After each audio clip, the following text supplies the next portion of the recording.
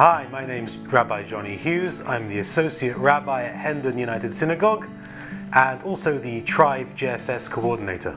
Another question I've been asked is, why do we Jews say l'chaim before we take an alcoholic drink? Well, this is a subject close to my heart.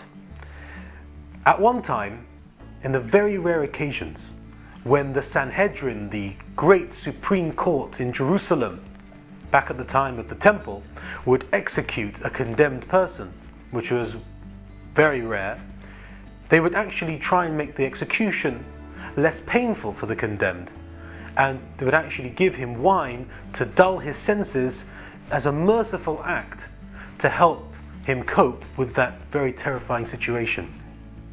So, as a countermeasure, we say before imbibing the good stuff, l'chaim, that this drink should not be for execution or death as it was, but it should be for life and propel us forward with an oomph, with a passion and a zeal and an alacrity for life. The Talmud gives us another reason. The Tanna, the famous sage Rabbi Akiva, made a feast for his son and served wine. The Talmud tells us that when he brought the wine to the table, he said, wine and life, yayin and chayim, should be unto the mouths of the sages and unto the mouths of their disciples.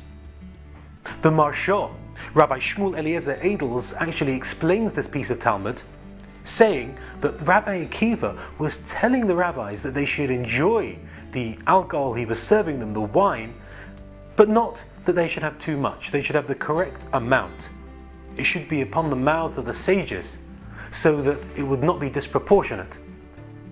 Everything is used in the right way, but something can be abused.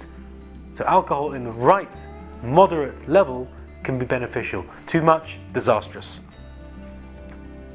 The Talmud gives us another reason, I believe, as to why we say l'chaim, which is to console mourners. What's this all about? Wine was traditionally given to mourners at the time of their grief to console them. So therefore we bless each other when we make a l'chaim. We're saying that this drinking should be celebratory. It should not be to help us through intense sadness. This drink should be for a positive purpose and for rejoicing and not for sadness. There are two episodes in Genesis which also allude to this l'chaim business.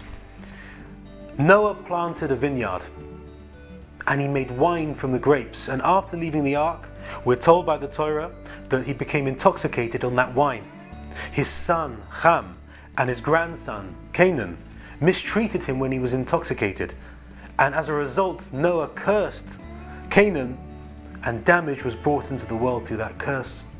So when we drink wine or another alcoholic beverage, we say for life, l'chaim, and not for harm. And at the very start of human history, in the Garden of Eden, when Adam took of the fruit given to him by his wife, he was punished with mortality. Death came into the world.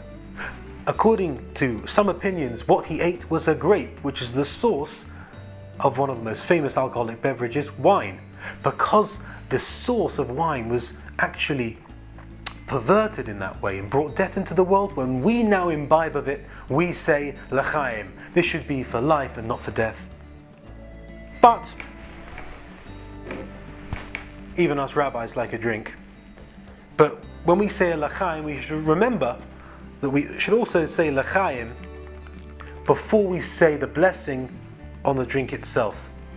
So that's because the l'chaim acts as an interposition, as a blockade between the blessing and the drinking. So when we say a l'chaim, we should say it before we say the blessing. Thus, l'chaim, Baruch atah Adonai Eloheinu melech ha'olam she'hakol neh b'dvaroi. Actually from a beer with the authorization of the London Beth Din. What could be better?